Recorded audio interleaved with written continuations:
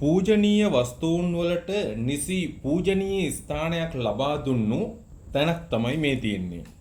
මං හිතනවා බොහෝ දෙනෙක් මේ තැනට ඇවිදිලා නැතුව ඇති. මුලින්ම පුරාවිද්‍යාව විසින් ඉදිරිපත් කරලා තිබෙන තොරතුරු පුවරුවේ කුමක්ද සඳහන් වෙලා තියෙන්නේ කියලා අපි බලමු.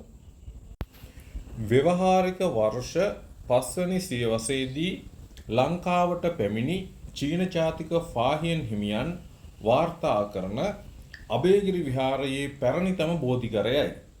බෝධිය වටා තිබුණු බුදු පිළිම, වජ්‍රාසන සහ ව්‍යවහාරික වර්ෂ 5 වෙනි සියවසේ සිට ඉදිකිරීම් අවධි 4ක අවශේෂද දක්නට ලැබේ. මෙහි වූ බෝධිය දඹදිව ශ්‍රී මහ බෝධියේ බීජයකින් හටගත්තකි කියලා පුරාවිද්‍යාවෙන් තහවුරු කරලා තිබෙනවා.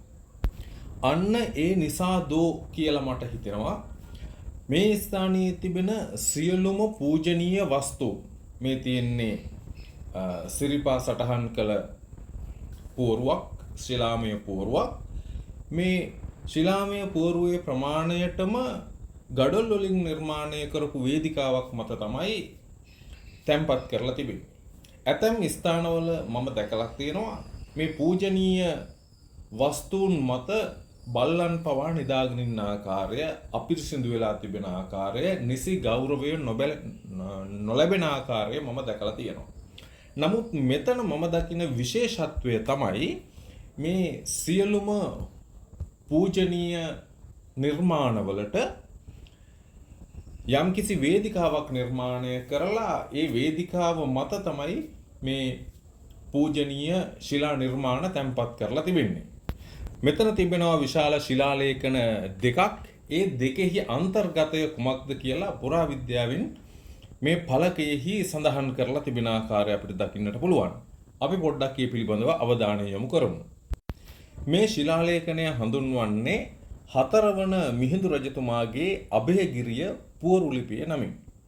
රාජ්‍ය කාලය 4 වන මිහිඳු රජතුමාගේ, ඒ කියන්නේ ක්‍රිස්තු වර්ෂ 856 සිට 956 සිට 972 දක්වා කාලය, ක්‍රිස්තු වර්ෂ 10 වෙනි සියවස. මෙහි සඳහන් අක්ෂර මධ්‍යකාලීන සිංහල කියලා අපිට කියනවා. ඒ වගේම භාෂාවත් මධ්‍යකාලීන සිංහල භාෂාවෙන් තමයි මේ ශිලාමය පුවරු ලිපිය නිර්මාණය කරලා තියෙන්නේ කියලා අපිට පුරාවිද්‍යාවෙන් ප්‍රකාශ කරලා තිබෙනවා. අපි බලමු මෙහි අන්තර්ගතය කුමක්ද කියලා. 4 වන මිහිඳු රජු පිළිබඳව ප්‍රශස්තියකින් ලිපිය ආරම්භ වේ. ඉන්පසු අබේගිරි විහාරස්ථානය හා එහි නායක ස්වාමින් වහන්සේ පිළිබඳව වර්ණනාවක්ද ඇතුළත් වේ. දැන් වගේම තමයි නේද? එසේම අබේගිරි විහාරය අවට ඉදිකර ඇති ගොඩනැගිලි, බුදු පිළිම ආදිය රජු විසින් ප්‍රතිසංස්කරණය කිරීම පිළිබඳව තොරතුරු සඳහන්ය. තවද ඉසුරුමුණි විහාරය, රුවන්වැලි සෑය, මිරිසවැටිය, සිහගිරි මහා සෑය, ඒ මොකක්ද? එහෙම එකක් අපිට හම්බ වෙන්නේ නැහැ. අපි බලමු සිහගිරි මහා සෑය දැන් හඳුන්වන්නේ මොන නමින්ද කියලා.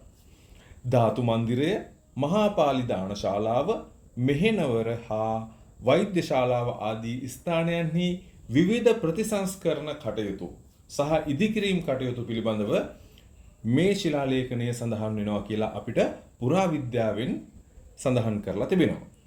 ඒ වගේම මේ සෙල්ලිපිය ඇතුළත් වෙනවා ධම්මචක්කප්පවත්තන සූත්‍රයේහි පිටපතක් මගුල් ඇතු පිට තියලා නගරය පුරා ප්‍රදක්ෂිනා කරමින් පූජා පැවැත්වුවා කියලා සටහනකුත් මේ ශිලාලේඛනයේ සඳහන් වෙන බව පුරාවිද්‍යාවේ මේ තොරතුරු ඵලකයේ සඳහන් වෙනවා.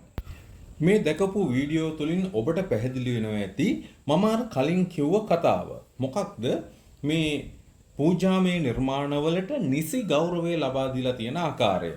ඇත්තෙන්ම මේ පටිගත කිරීම සඳහා මගේ උසත් මදි වෙන ප්‍රමාණයට තමයි ඊටාම අඩි 5ක පමණ උසකින් තිබූ ඇතම් පූජනීය වස්තුන් මේ ස්ථානයේ තිබෙනවා. ඒවා ටිකක් ඈතට ගිහිල්ලා උස ස්ථානයක ඉඳලා මම ඔබට දකින්නට සලස්වන්නට බලාපොරොත්තු වෙනවා.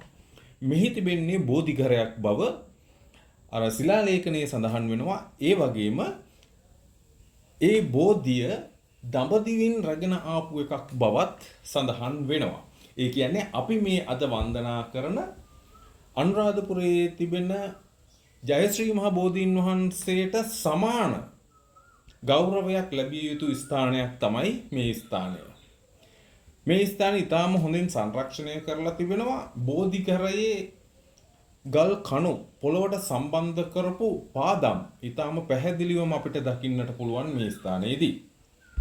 හෙළ ඉතිහාසයට සම්බැදී ඓතිහාසික ස්ථාන සොයාගෙන යනකොට අපි ඕනෑ තරම් බෝධිඝර දැකලා තිබෙනවා.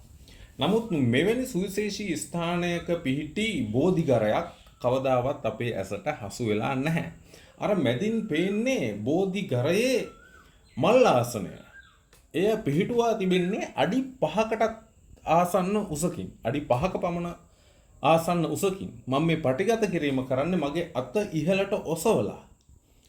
ඒ තරම් ගෞරවයක් ලබා දෙන්නට හේතුව දඹදිවින් රැගෙන ආ බෝධීන් වහන්සේ නමක් මෙහි රෝපණය කර තිබීම පමණක්මද කියන සැකය මගේ සියසින් මේ ස්ථානය දකින මට ඇති වුණු ප්‍රශ්නයක්. මෙම ස්ථානයේ කුමක් හෝ වෙනත් අති විශේෂත්වයක් තිබෙන ස්ථානයක්. මේ තිබෙන ශිලාමය නිර්මාණ ඒ නිසාම ඊටාම වැදගත් වෙනවා. ඒ නිසා තමයි මේ පොළොවට වඩා ඉහළින් රඳවලා තිබෙන්නේ අපහාසයක් නොවන ආකාරයට. මම දැන් මේ කඳු මුදුනට චුට්ටක් නගිනවා ඔබට මේ ස්ථානය පෙන්වන්න. සියලුම වස්තුන් තැන්පත් කරලා තියෙන්නේ පොළොව මට්ටමින් ඉහළ. යම් කිසි සුවිශේෂී ස්ථානයක් සුවිශේෂී දෙයක් සංගවමින් මේ ස්ථානය මේ ආකාරයට නිර්මාණය කරලා තිබෙනවාද කියලා මට සැකයක් ඇති වුණා මේ ස්ථානය දැක්කට පස්සේ. ඉහළින් ලැබුණු නියෝගය නිසා මෙහි සැබෑ තොරතුරු වසන් කළාට හිතට එකඟව මේ පූජනීය වස්තුන් වලට අපහාසයක් කරන්නට නොහැකි නිසා නිසි ගෞරවය ලැබෙන ආකාරයෙන් පොළොව මට්ටමට ඉහළින් මේ ආකාරයෙන් මේ වස්තුන් තැන්පත් කළාද කියන සැකය මට ඇති වුණා. වීඩියෝ එක නරඹපුවම ඔබට හිතුණු දේ කමෙන්ට් කරන්න.